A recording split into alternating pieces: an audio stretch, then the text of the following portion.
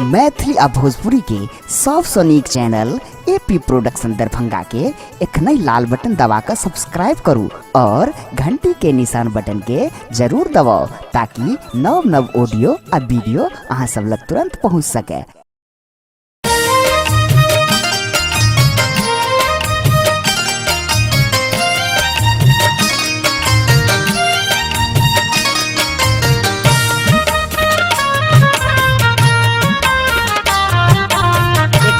सब सुन रहल छी एपी प्रोडक्शन के प्रस्तुति।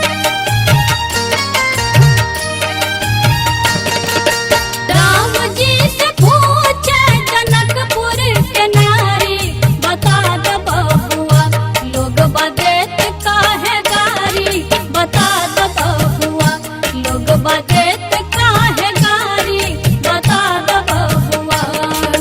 राम जी से पूछे जनकपुर के नारी, बता दो बबुआ लोग बदेत काहे गारी, बता दो बबुआ लोग बदेत काहे गारी, बता दो बबुआ।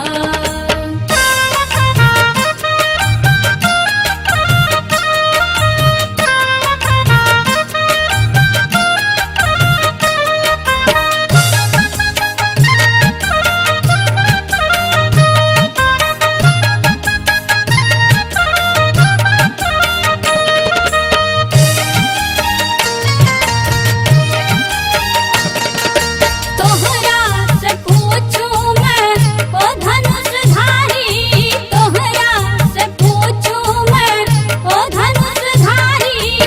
एक भाई गोर का है, एक भाई गोर का है, एक काहे कारी, बता दो बबुआ लोग बदेत काहे गारी, बता दो बबुआ लोग बदेत काहे गारी, बता दो बबुआ।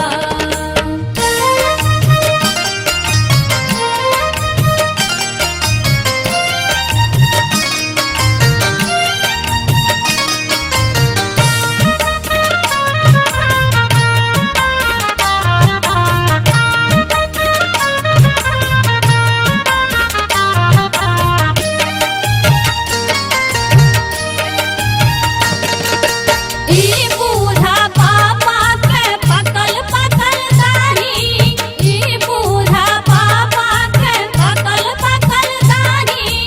देखन में पाथर, देखन में पाथर, खाए भर थारी, बता दो बबुआ लोग बदेत